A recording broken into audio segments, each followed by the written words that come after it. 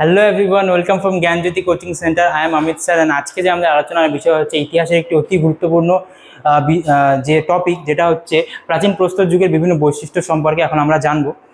ভিডিওটি শুরু করার আগে তোমাদের সাথে কিছু আলোচনা করি, যেটা হচ্ছে তোমরা যদি আমাদের সাথে যুক্ত হতে চাও, আমাদের সাথে যুক্ত হওয়ার জন্য যে কন্ট্যাক্ট ইনফরমেশনগুলি রয়েছে সেটা হচ্ছে দুটি নম্বরে আমাদের সাথে যোগাযোগ করতে পারো। আমাদের সাথে যুক্ত হলে তোমরা কী কী পেয়ে যাচ্ছ, যেখানে কোর্সের মধ্যে প্রথমে পেয়ে যাচ্ছ proper guidance, recorded classes, high quality notes and যে 100% কমন সাজেশন তোমরা পেয়ে যাচ্ছ।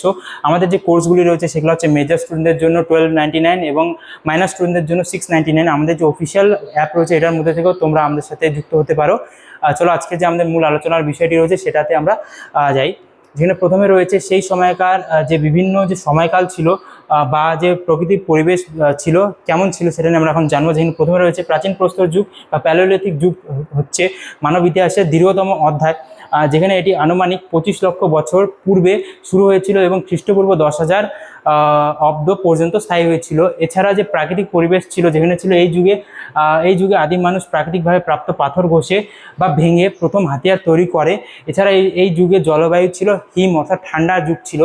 এর পরবর্তীতে যেটা আমরা জানবো হচ্ছে সেটা হচ্ছে পাথর ও হাড়ের প্রাথমিক যে হাতিয়ার ছিল, যেখানে অপরিষ্কার ও রুক্ষ হাতিয়ার, চকচকি বা বিভিন্ন ধরনের যে পাথরগুলি ঘষে ভেঙে প্রথম হাতকুঠার বা হাতিয়ার তৈরি করা হয়। এর পরবর্তী যে ধার ও রূপান্তর, যেখানে সময় বাড়ার সাথে সাথে হাতিয়ারগুলি আকারে ছোট হতে শুরু করে এবং হালকা হতে শুরু করে এবং ধারালো হতে শুরু করে। এছাড়া যে প্রাণীজ উপাদানের ব্যাপার, যেমন পশুর হাড়, তাদের বিভিন্ন যে শিং, যেমন হরিণের শিং, তারপরে দাঁতের দিয়ে ছুঁচ, বল্লল, বিদ্ধকরণ সরঞ্জামগুলি তৈরি করা হতো। বিভিন্ন যে হাড়, শিং, বিভিন্ন জিনিস দিয়ে পশুর হাতিয়ার তৈরি করা হতো। এরপর যে জীবন রক্ষার প্রয়োগ, প্রধানত বুনো পশুর হাত থেকে রক্ষার জন্য, এই সমস্ত শিকারের জন্য ও আক্রমণ থেকে বাঁচার জন্য এই সমস্ত হাতিয়ারগুলি তৈরি করা হয় বলে মনে করা হয়ে থাকে। এর পরবর্তী যে আছে খাদ্য সংগ্রহ ও যাযাবর জীবন। প্রাচীন প্রস্তর যুগের মানুষ সম্পূর্ণ প্রকৃতির উপর নির্ভরশীল ছিল। তারা খাদ্য সংগ্রহ ছিল, শিকারে ছিল, যেখানে বলা হয়েছে তারা বিভিন্ন যে এক জায়গা থেকে অন্য জায়গায় গিয়ে শিকার করে বা জঙ্গলের থেকে ফল মূল লতা পাতা বিভিন্ন জিনিস যে তারা খেয়ে তাদের জীবন ব্যতীত করতো। তারা কোনো সময় বেশিরভাগ সময় এক জায়গায় টিকে থাকতো না, বিভিন্ন জায়গায় গিয়ে তারা বসস্থান করতো। এটাই বলা হয়েছে, যেখানে দেখতে পাচ্ছ বুনো মূল লতা পাতা, পশু পাখি, মাছ শিকার করে তারা তাদের জীবনযাপন করতো এবং তারা জায়গায় ঘুরে বসবাস করতো। এর পরবর্তীতে আমরা যেটা দেখবো হচ্ছে আগুনের আবিষ্কার। এই যে প্যালিওলিথিক এজে শুরু হয়েছিল, যেখানে মূল ছিল সুরক্ষা এবং উত্তাপের জন্য, হিংস্র প্রাণীদের থেকে বাঁচার জন্য এবং ঠান্ডার থেকে বাঁচার জন্য, শরীরকে উষ্ণ রাখার জন্য এই আগুনটির আবিষ্কার হয়েছিল। এছাড়া পোড়া মাংস ও স্বাস্থ্য, কাঁচা মাংসের পরিবর্তে এই আগুনের মধ্যে যে মাংসটি পুড়িয়ে খাওয়া হতো, যেটা তাড়াতাড়ি হজম হতো এবং শরীরের জন্য খুব স্বাস্থ্যকর হতো বলে মনে করা হতো। এছাড়া যে ছিল প্রযুক্তির সূচনা, পাথরের গায়ে ঘষে চকচকি পাথর ঘষে এই আগুন, কৃত্রিম উপায়ে আগুন জ্বালানো হতো, যার ফলে পরবর্তী যুগে যে মানব জাতির একটি উন্নতি হয় এই যে আগুন আবিষ্কারের মধ্যে দিয়ে, সেটা লক্ষ্য করা যায়। এটাই ছিল এই যে বিষয়। এখানে তিনটা বিষয় ছিল, এখানে সুরক্ষা উত্তাপের জন্য আগুন তৈরি হয়, পোড়া মাংস স্বাস্থ্যের জন্য আগুন উৎপাদিত করা হয়। এছাড়া প্রযুক্তির সূচনার এই আগুনের আবিষ্কারের মধ্যে দিয়ে মানব জাতির একটি উন্নতির পথ তৈরি হয়। পরবর্তী যে বিষয়টা হচ্ছে দীর্ঘতম ঐতিহাসিক অধ্যায়।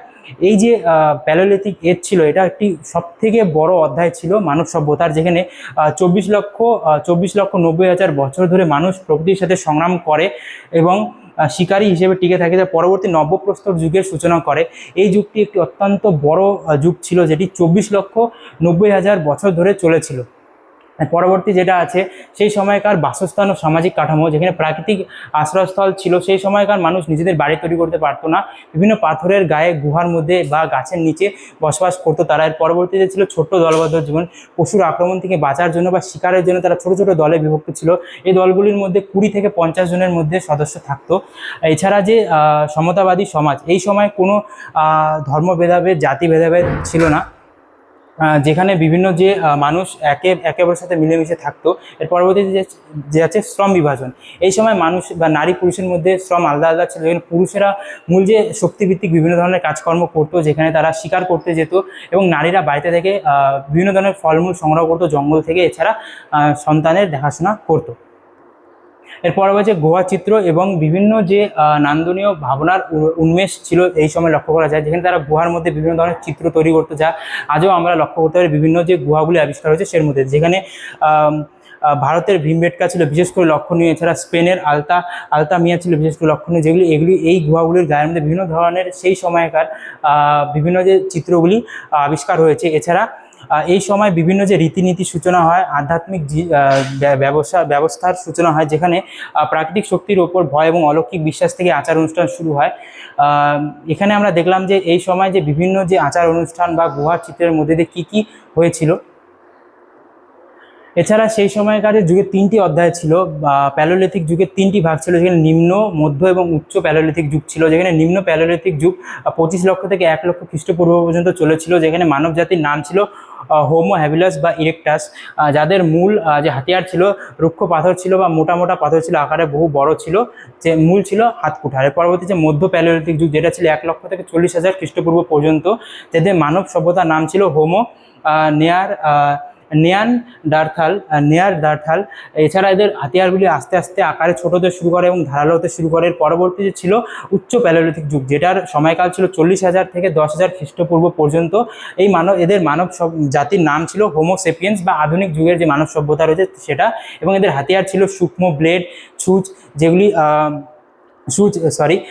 যেগুলি খুবই ধারালো হতো এবং আকারে ছোট হতো। এখানে আমরা দেখলাম বিভিন্ন যে প্যালোলিথিক যুগের বিভিন্ন ভাগ ছিল, তাদের সময়কাল, তাদের বিভিন্ন যে মানব জাতিগুলির যে উন্নতি হয় বা সময়ের সাথে সাথে মানে ইভলভ হয় ওটা। এছাড়া এই সময়কার যে বিভিন্ন যে হাতিয়ারগুলি ছিল কী কী ছিল, প্রথমে ছোট ছিল, ধীরে ধীরে আকার এবং ধারের দিক থেকে উন্নতি হতে শুরু করে। আজকে যে আমাদের আলোচনার বিষয়টি ছিল এতটুকুই ছিল। আশা করি তোমাদেরকে আমার এই আলোচনাটি ভালো লেগে থাকে। ভিডিওটি শেষ করার আগে ছোট্ট একটি বিষয়, তোমরা যদি আমাদের এই মানে বিভিন্ন যে সাবজেক্টের বা বিষয়ের বইগুলি রয়েছে সেগুলি কিনতে চাও, তবে আমাদের যে অফিসিয়াল 2টি নম্বর রয়েছে এগুলোতে তোমরা কন্ট্যাক্ট করে বিভিন্ন ধরনের ইনফরমেশনগুলি জেনে নিতে পারো। Thanks for watching.